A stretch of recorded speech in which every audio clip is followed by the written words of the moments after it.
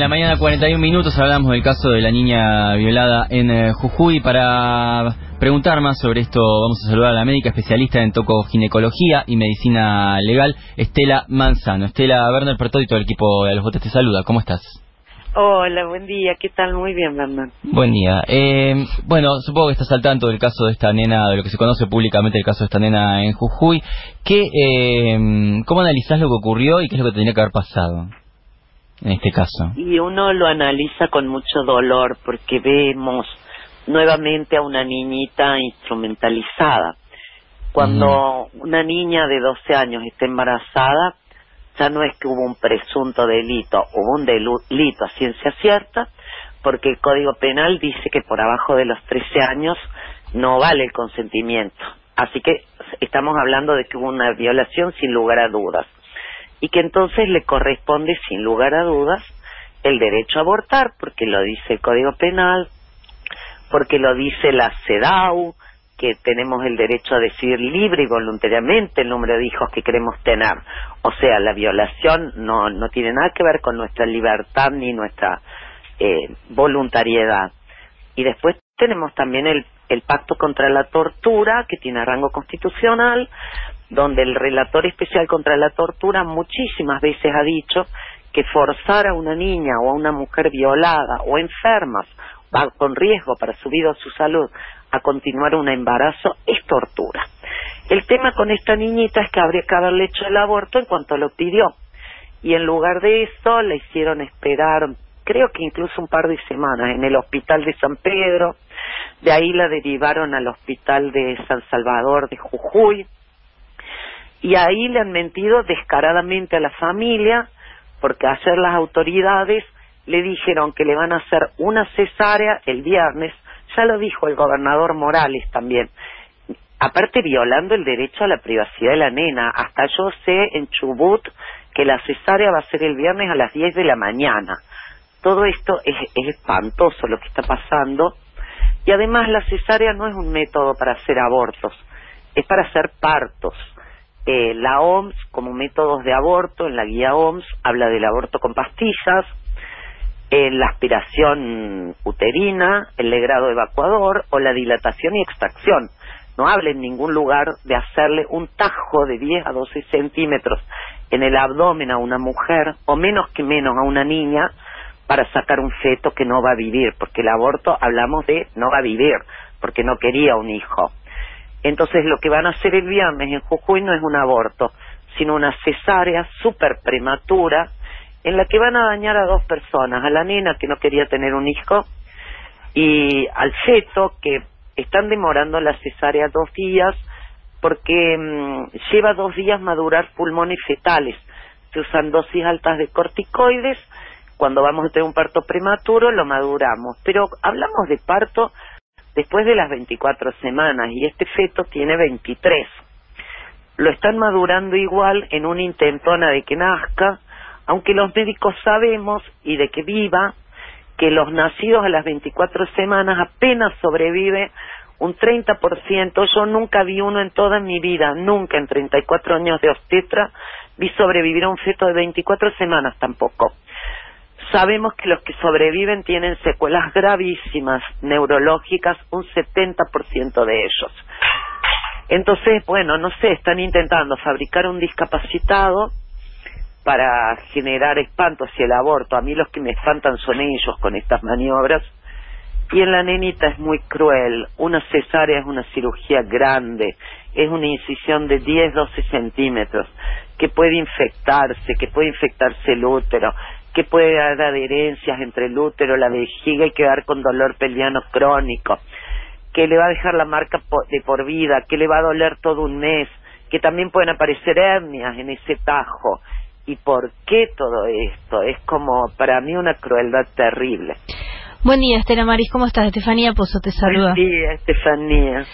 Bueno, creo que es difícil preguntarte algo más porque nos has dado un panorama gravísimo y muy desolador en esta situación. Sobre todo lo que yo pensaba es la diferencia que existe entre los distintos profesionales de la salud, porque nosotros te escuchamos a vos hace mucho tiempo, vos venís diciendo todas estas cosas y sos también nuestra referencia en todo lo que tiene que ver con cómo llevar adelante desde la salud la atención en este tipo de situaciones, y tenemos el contraste de todo lo que le hicieron padecer, la agonía a la que están sometiendo, porque es la tortura y la agonía a la que están sometiendo a esta niña estos profesionales de la salud en Jujuy. ¿Por qué? Digo, no hay ningún tipo de cosa que podemos hacer en contra de esos profesionales de la salud, porque digo, este contraste es muy tremendo. Yo los denunciaría por tortura. En Chubut, 10 mujeres hace unos 3 o 4 años denunciaron por tortura. Fuimos testigas en un juicio por tortura, otra médica, yo, 2 psicólogas y 10 mujeres, a médicos que negaban analgesia a las mujeres en los abortos de segundo trimestre. En un hospital, cuando las mujeres se internaban, les ponían solo las pastillas de misoprostol y les negaban morfínicos para que les doliera horrores. Nosotras pusimos un juicio federal, después de 4 años de hablar, de tener reuniones con las autoridades y de que cada vez empeorara,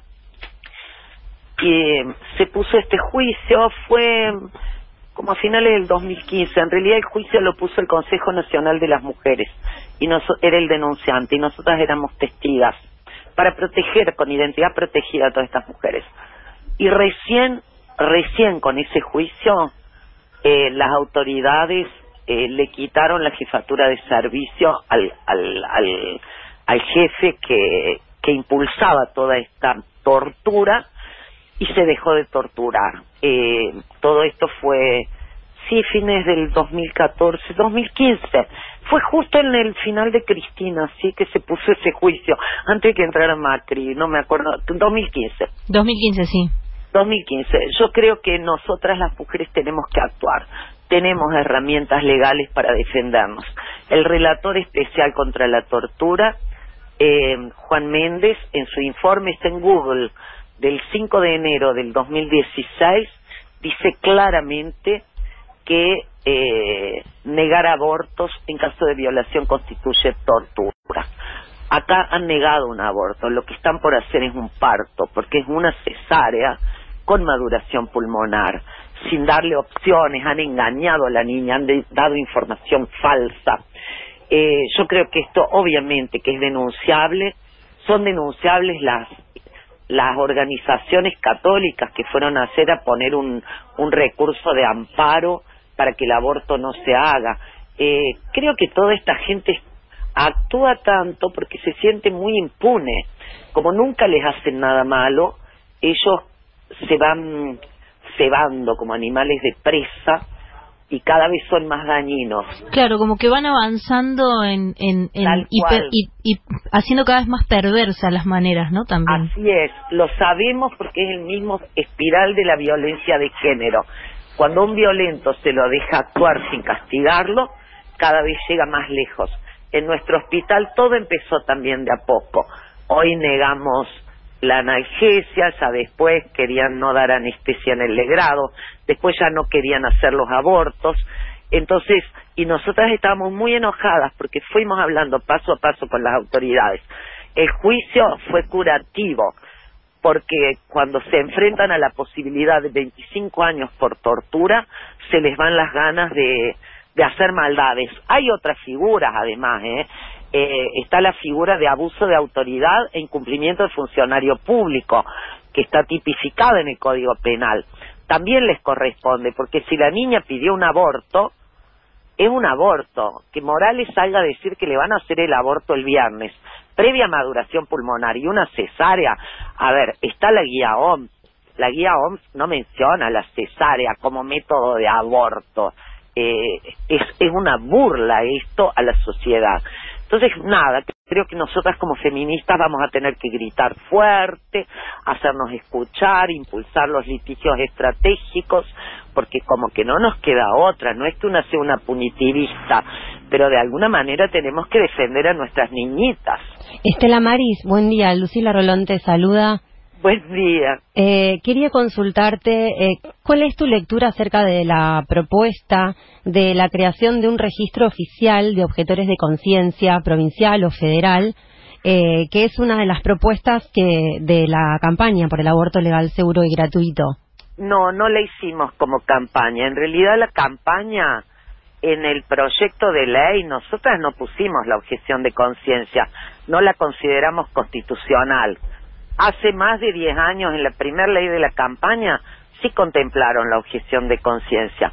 Nosotras también hemos madurado como movimiento y en nuestro último proyecto de ley nos figura. La objeción de conciencia es inconstitucional. El artículo 19 de la Constitución Nacional dice que podemos hacer lo que se nos dé la gana, mientras no vulneremos derechos de terceros. Y estos médicos están vulnerando todos estos derechos de la niña. A ver, solo a las mujeres se les permite que los médicos nos nieguen atención. ¿Vos conocés algún motivo por el que algún médico le pueda negar atención a un varón? No, para nada. Un violador, un torturador, un asesino, que venga y me diga, salgo de acá y mato a mi mujer y yo me veo ¿puedo no atenderlo? Es mentira. Hablamos de asesinato cuando un aborto no es un asesinato porque el feto no es una persona, porque es justo una ocasión muy especial en que, si querés, hay un futuro ser humano viviendo adentro del cuerpo de una niña en este caso, pero para que llegue a ser un ser humano, primero esta niña está poniendo en peligro su vida. Y la ley también lo dice, el derecho, repetidas veces, que no se puede obligar a nadie a ser héroe, pero siempre lo ponen en masculino. Claro, no se puede obligar sí. a nadie a ser héroe. Pero a nosotras sí nos piden que seamos heroínas, que arriesguemos nuestra vida por otra persona. A ningún padre le obligan a donar órganos, ni siquiera para su hijito moribundo. Y ¿sabés qué? Es terrible, pero donar un riñón es menos peligroso que un parto. El riesgo de morir por donar un riñón es mucho menor que el riesgo de morir en un parto. Entonces, ya estamos cansadas. ¿Qué es esto de que nosotras sí nos tenemos que sacrificar para que nazca un nuevo bebé? ¿Qué va a tener ese bebé de mejor que esta niña de 12 años? ¿Por qué va a ser más especial que ella? ¿Por qué va a ser más único? Esta niñita sabe que existe, quiere vivir, tiene gente que la quiere. Si un feto no nace, el mundo no pierde nada. Pero cuando una mujer muere y deja huérfanos, o muere una niña en la que la familia ha puesto afecto, el Estado invirtió educándola, eso debería ser un duelo, pero de la niña no quieren hablar. Clarísimo. Quien dice eso es Estela Manzano, médica especialista en tocoginecología y medicina legal. Estela, te agradecemos muchísimo por este tiempo con Futurock y bueno, por supuesto, ahora seguimos la próxima. Muchísimo, gracias a usted. Y quiero resaltar algo último, sí, porque entre toda la información mala que dan, dicen que la cesárea es para que no le duela. No saben cuánto duele un postquirúrgico. Piensen que les hagan un tajo a alguno de ustedes de 10 centímetros en el abdomen. Nosotras siempre hemos hecho los abortos con pastillas y con morfina o derivados morfínicos en goteo. Uno las tiene semidormidas, las niñas no sufren nada. Entonces es todo un cuento terrible. Eso nomás quería aclarar. No, está perfecto, Estela. Un abrazo grande.